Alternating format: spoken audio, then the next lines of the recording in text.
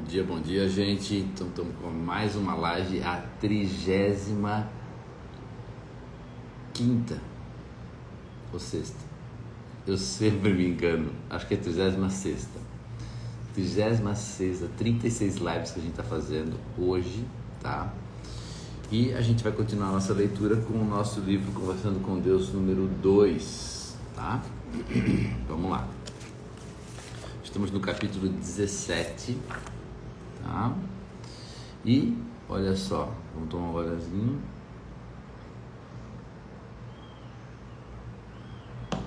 Vamos lá para o nosso capítulo 17. Nós já estamos na página aí 240. Falta pouquinho coisa para acabar esse livro. Depois a gente entra no livro 3, tá? Depois a gente entra no livro 3, que o livro 3 trata de verdades um pouco mais elevadas a nível de consciência, né? Vamos lá então. Deixa eu mostrar um pouquinho para vocês a minha mesa. Olha assim, ó, tem um Buda, tem uma vela, ó, uma velinha, tem a deusa da terra, né? A terra aqui, ó, da Luana, que a Luana trouxe. Tem o orgonite também, que a Luana trouxe. Cacau, tem uma planta, né? Tem a água e tem eu. Né? Então estamos aqui já com todo um altar aí, né? Toda uma espiritualidade, um campo energético favorável para a gente estar emanando essa energia aí para o universo e para dentro da gente também, tá? Vamos lá? Preparados? Apertem os cintos. Vamos fazer uma viagem ao conhecimento transcendental. Eu percebo o seu desafio. Percebo. Por favor, fale-me mais sobre a vida neste planeta em uma escala maior. Diga-me como as nações podem se dar bem umas com as outras para não haver mais guerras. Sempre haverá diferenças entre as nações, porque as diferenças são apenas sinais, e sinais sadios, de individualidade. Contudo, a resolução violenta das diferenças é um extraordinário sinal de imaturidade. Não há motivo no mundo pelo qual a resolução violenta não possa ser evitada, se as nações assim o desejarem. Poder-se-ia pensar que o enorme número de mortes e vidas destruídas seria o suficiente para produzir esse desejo, mas entre culturas primitivas como a sua, não é isso que ocorre. Enquanto vocês acharem que podem vencer uma disputa, a terão. Enquanto acharem que podem vencer uma guerra, lutarão. Qual é a resposta para tudo isso? Eu não tenho uma resposta, só tenho 3 pontinhos. Eu sei, uma observação. Bom dia, gente. Sim, eu observo agora o que observei antes. Uma resposta a curto prazo seria estabelecer o que alguns têm chamado de um governo mundial, com um tribunal mundial para resolver disputas, cujos vereditos não poderiam ser ignorados, como ocorre com o atual tribunal mundial, e uma força pacificadora mundial para garantir que nenhuma nação, não importa o quanto fosse poderosa ou influente, pudesse novamente atacar outra. Mas entenda que ainda seria possível haver violência na Terra. A força pacificadora poderia ter de usar a violência para fazer alguém parar de usá-la. Como eu observei no livro 1, a incapacidade de fazer um déspota parar dar poderes a esse déspota. Às vezes você tem de fazer o que não quer para garantir que não terá de continuar a fazê-lo. Essa aparente contradição é parte da dicotomia de vida. Eita,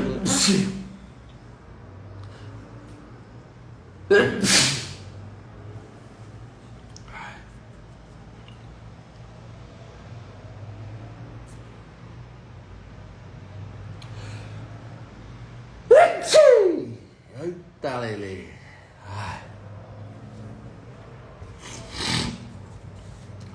Bom dia, bom dia. Bom dia, Sabrina. Bom dia, Raquel. Bom dia, Dona Inês.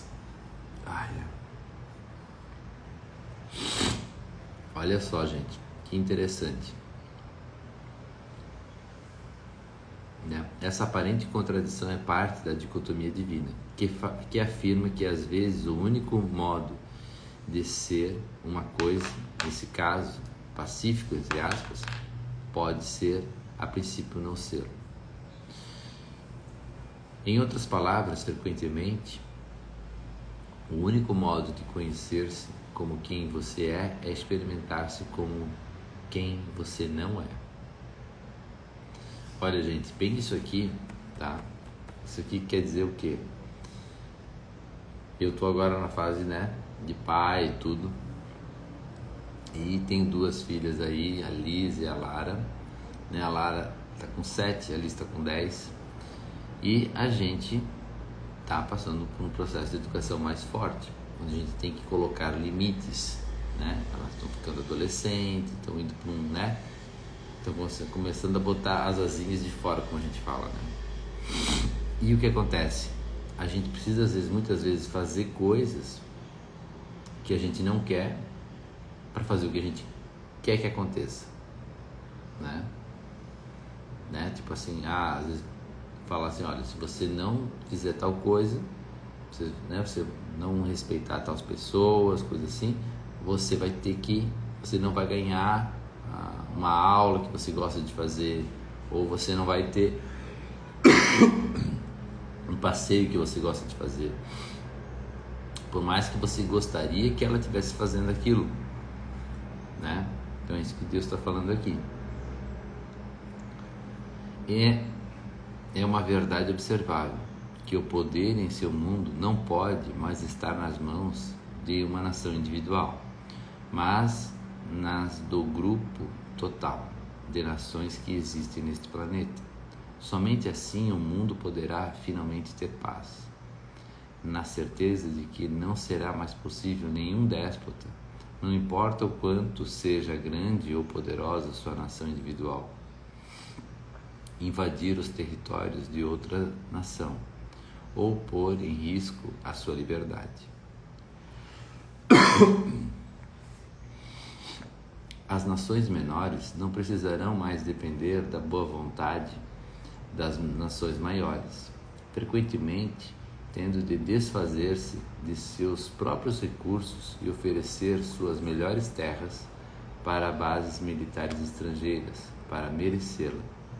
Sob esse novo sistema, a segurança das nações menores será garantida não por aqueles que bajulam, mas por aqueles que as apoiam.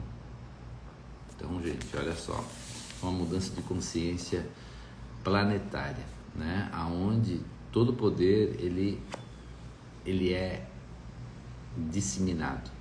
Não tem mais um país ou uma pessoa ou um grupo de pessoas que tem esse poder, não. O poder é totalmente disseminado, né? Então, vamos aplicar aqui uma óleo essencial.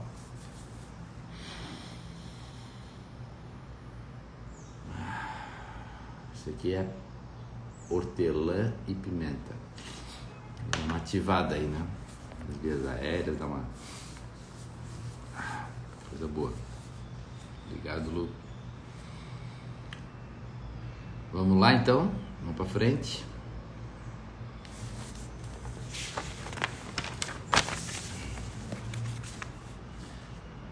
Todas as 160 nações reagiriam se uma nação fosse invadida. Todas diriam não, se uma nação fosse ameaçada de algum modo. De igual modo, as nações não seriam mais ameaçadas economicamente, obrigadas a agir de determinados modos por seus parceiros comerciais mais poderosos. a seguir certas diretrizes para receber ajuda estrangeira ou a ter determinadas atitudes para merecer uma simples ajuda humanitária. Contudo, há aqueles entre vocês que diriam que esse sistema de governo global acabaria com a independência e a grandeza das nações individuais. A verdade é que as aumentaria. E é exatamente isso que temem as nações maiores, cuja independência é garantida pelo poder, não pela lei ou pela justiça. Por que então as nações maiores não veriam mais as coisas serem feitas automaticamente a seu próprio modo? Mas as considerações de todas as nações teriam de ser igualmente respeitadas. E as nações maiores não poderiam mais controlar os recursos mundiais, mas teriam de partilhá-los, mas igualmente torná-los mais prontamente acessíveis, distribuir mais uniformemente seus benefícios para todos os povos do mundo. Um governo mundial nivelaria o campo, e essa ideia, embora sendo o ponto principal do debate sobre a dignidade humana básica, é execrável para aqueles que têm, que querem que aqueles que não têm busquem as suas próprias fortunas, ignorando, é claro, o fato de que aqueles que têm controlam tudo que aqueles que não têm buscariam. Parece que estamos falando sobre redistribuição de renda.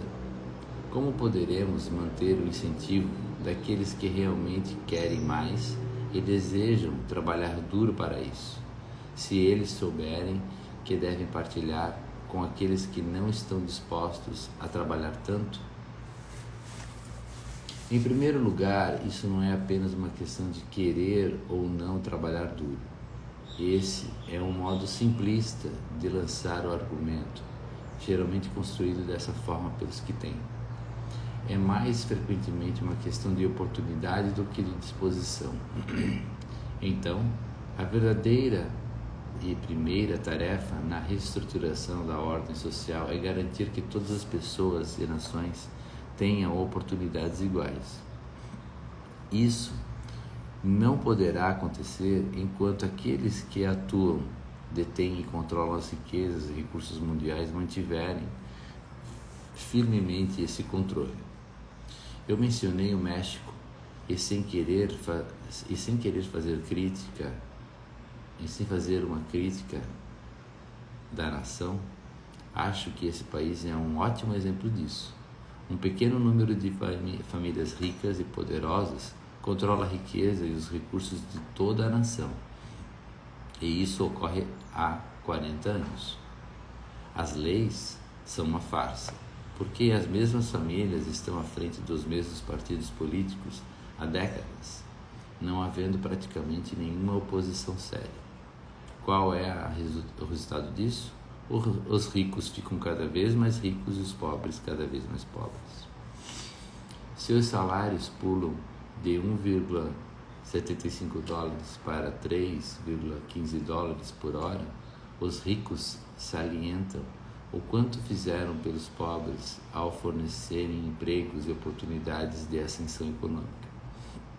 Contudo, os únicos que realmente ascendem são os ricos, os industriais e empresários que vendem os seus produtos nos mercados nacionais e internacionais com grande lucro, devido ao baixo custo da mão de obra. Os ricos da América sabem que isso é verdade. Esse é o motivo pelo qual muitos dos americanos ricos e poderosos estão construindo fábricas no México e em outros países estrangeiros em que os baixíssimos salários são considerados uma grande oportunidade pelos camponeses. Enquanto isso, essas pessoas trabalham em condições insalubres e totalmente inseguras, mas o governo local, controlado pelos mesmos poucos que lucram com esses empreendimentos, impõe poucas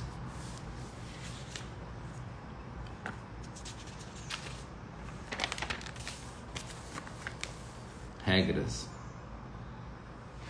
Os padrões de saúde, segurança e proteção ambiental praticamente inexistem nos locais de trabalho. As pessoas não estão sendo protegidas e tampouco o está a terra, na qual tem de viver em suas choupanas às margens dos rios, nos quais lavam suas roupas e às vezes defecam.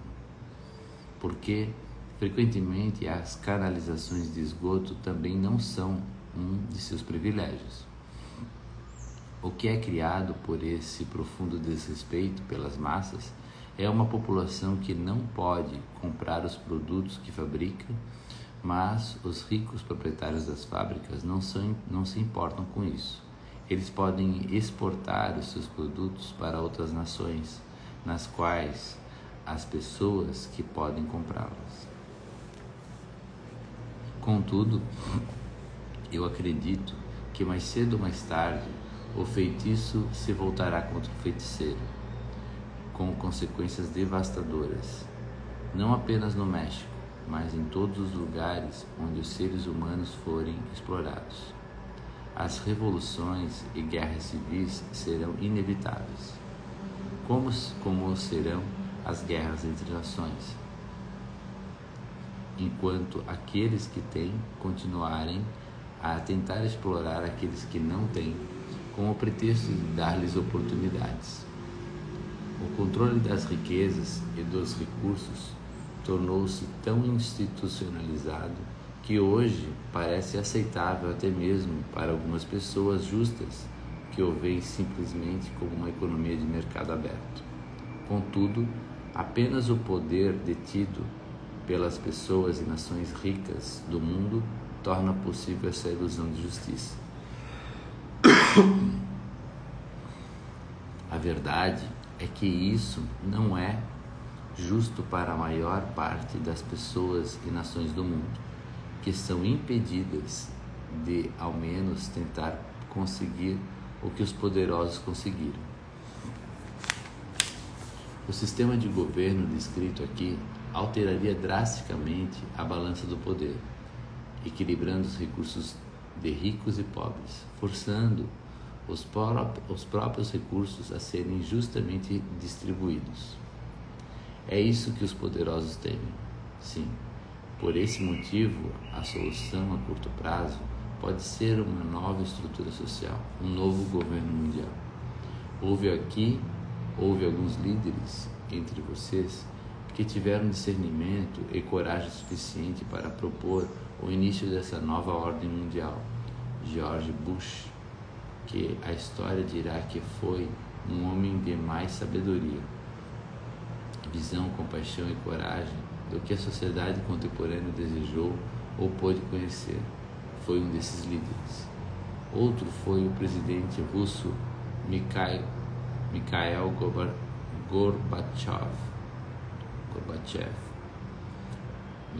Gorbachev, o primeiro chefe de Estado comunista para ganhar o Prêmio Nobel da Paz, e um homem que propôs enormes mudanças políticas, praticamente terminando o que vocês têm chamado de Guerra Fria. E em outro ainda foi o presidente Carter, que fez o Sr. Benjamin e o Sr. Sadat chegarem a acordos com os quais ninguém jamais sonhara, e que, muito depois de seu mandato, evitou repetidamente que o mundo entrasse em um violento confronto com a afirmação de uma simples verdade. Nenhum ponto de vista tem menos valor do que o outro.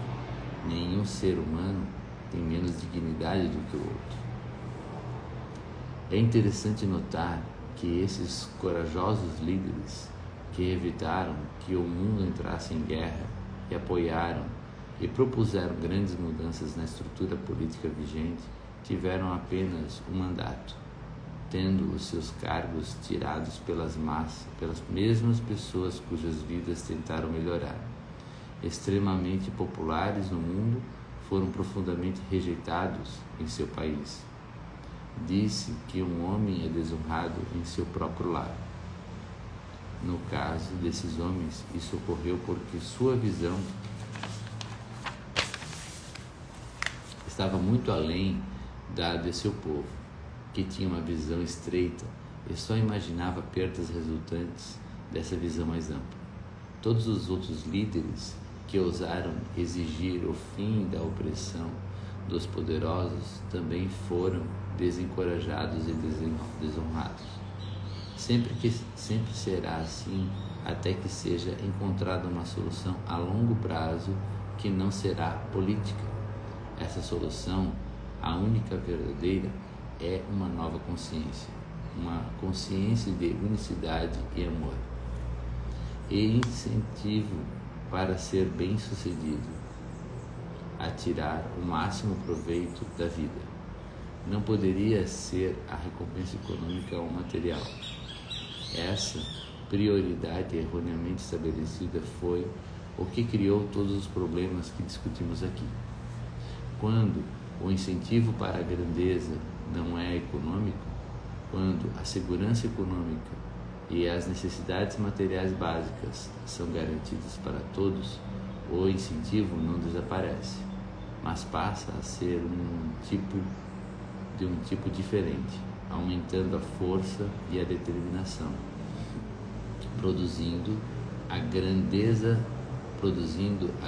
verdadeira, não o tipo de grandeza evidente e passageiro que os incentivos atuais produzem. Mas para ter uma vida melhor, proporcionar uma vida melhor para nossos filhos, não é um bom incentivo? Ter e proporcionar uma vida melhor para seus filhos é um bom incentivo, mas a questão é, o que torna uma vida melhor? Como define melhor? Como define vida? Se você define melhor como mais luxuosa, superior, com mais dinheiro, poder, sexo e coisas, casas, carros, roupas, coleções de CDs, seja o que for, e define vida como um período entre o nascimento e a morte em sua existência atual, então não está fazendo coisa alguma para sair da armadilha que criou, a situação desagradável em que se encontra o seu planeta. Mas se você define melhor como uma experiência mais ampla e uma expressão mais nobre de seu estado de ser mais grandioso, e vida como um processo contínuo e eterno de ser, ainda pode encontrar o seu caminho. Uma vida melhor, entre aspas, não é proporcionada pelo acúmulo de coisas. A maioria de vocês sabe disso. Todos dizem que compreendem, e contudo suas vidas e as decisões que tomam, quem as dirige, tem tanto que ver com coisas como com todo o resto, e geralmente bem mais. Vocês lutam para ter coisas, trabalham para isso, e quando obtêm algumas das coisas que desejam, nunca abrem mão delas. O incentivo da maior parte da humanidade é conseguir adquirir, obter coisas. Aqueles que não as ambicionam abrem mão delas facilmente. Como o seu incentivo atual para a grandeza está ligado ao cúmulo de tudo que o mundo tem a oferecer, todo mundo está em vários estágios de luta. Grande parte da população ainda está lutando pela simples sobrevivência física. Cada dia é cheio de momentos de ansiedade e cálculos desesperados. A mente está preocupada com questões vitais e básicas. Haverá comida suficiente? Abrigo disponível? Ficaremos aquecidos? Um grande número de pessoas ainda se preocupa diariamente com essas questões. Milhares morrem a cada mês apenas por falta de alimentação. Números menores de pessoas conseguem contar com o básico para a sobrevivência, mas lutam para ter algo mais, um pouco de segurança, uma casa modesta, mas decente, um futuro melhor. Elas trabalham duro e ficam pensando em como e se um dia irão progredir. Suas mentes estão preocupadas com questões prementes e aflitivas. De longe, o número menor de pessoas que têm tudo que poderia desejar, de fato, tudo que os outros dois grupos desejam, mas curiosamente, muito desse último grupo ainda desejam mais. Suas mentes estão preocupadas em conservar tudo que obtiveram e obter mais. Além desses três grupos, há um quarto. É o menor de todos. Na verdade, é diminuto. Esse grupo não necessita de coisas materiais. Está preocupado com a verdade, a realidade e as experiências espirituais. As pessoas desse grupo veem a vida como um encontro espiritual, uma jornada da alma. Elas reagem a todos os eventos humanos dentro desse contexto. Têm todas as experiências humanas dentro desse paradigma. Sua luta está ligada à procura de Deus, à realização do eu, à expressão da verdade. À medida que elas vão evoluindo, isso deixa de ser uma luta e se transforma em um processo. É um processo de definição do eu, não de descoberta pessoal, de crescimento, não de aprendizado, de ser, não fazer. O motivo para buscar se esforçar e ser bem-sucedido torna-se bem diferente. O motivo para fazer tudo é mudado, e com ele, aquele que faz é igualmente mudado. O motivo se torna o processo, e quem faz se torna aquele que é.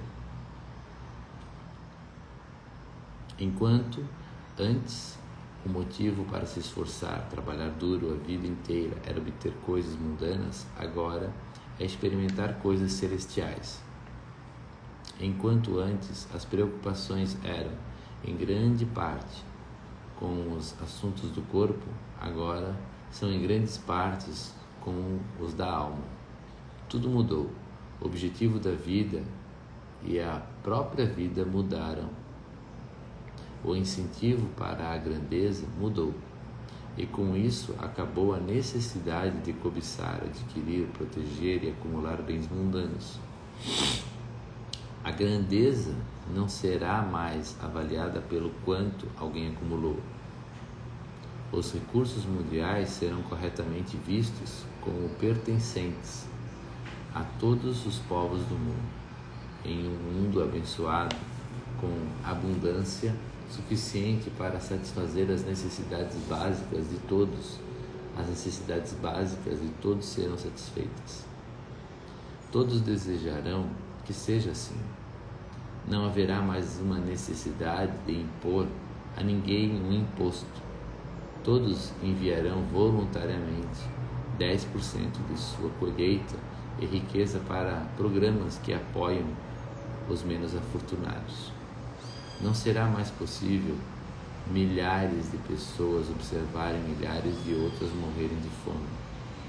Não por falta de alimentos, mas por falta de vontade humana suficiente para criar um simples mecanismo político pelo qual as pessoas possam obtê-los. Essas obscenidades morais, agora comuns em uma sociedade primitiva, deixarão de existir no dia em que vocês mudarem seu incentivo para a grandeza e sua definição dela. Seu novo incentivo torna-se o que eu os criei para ser, a personificação da própria divindade. Quando vocês se tornarem quem realmente são, Deus manifestados, nunca mais agirão de uma forma ímpia. Não precisarão mais ter em seus carros adesivos como dizer: Deus, livrai-me de vossos seguidores. E é isso aí. Gente, a gente acabou o capítulo 17 do livro Conversando com Deus, número 2. E amanhã a gente vai fazer a live do capítulo 18, tá? Ó, vou dar um spoiler para vocês. Deixe-me ver se estou entendendo.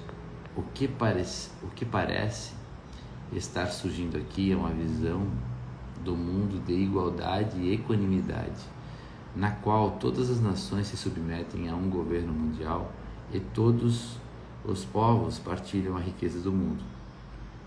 Lembre-se de que quando você fala sobre igualdade, estamos nos referindo a oportunidades iguais, não igualdade de fato. A verdadeira igualdade nunca será obtida, e agradeça por ser assim. Por quê? Porque igualdade é mesmice, e a última coisa de que o mundo precisa é mesmice. Entendeu, gente? Então, assim, quando a gente fala de igualdade aqui nesse livro, não é querendo pensar no comunismo, não. Aqui são bases que o mundo, que esse planeta tem como oferecer, que é o que? Uma alimentação, uma moradia, saneamento. São bases que uma pessoa ela tem como sobreviver, né? Não quer dizer que a pessoa ela vai ser obrigada a fazer isso, vai ser obrigada a fazer aquilo, ou ela vai ganhar X ou isso, ela é limitada. Não, ela tem uma base. Essa base é uma base. Uma base, né? E a partir disso vai ter pessoas que vão despontar e outras nem tanto, tá tudo certo. Mas a base ela vai ser suplementada, né, por todo esse organismo planetário. Gente, gratidão aí por vocês estarem comigo, tá? Obrigado aí, dona Inês, que tá sempre com a gente, né? E amanhã a gente volta com o capítulo 18 do livro Conversando com Deus. Valeu? Tamo junto.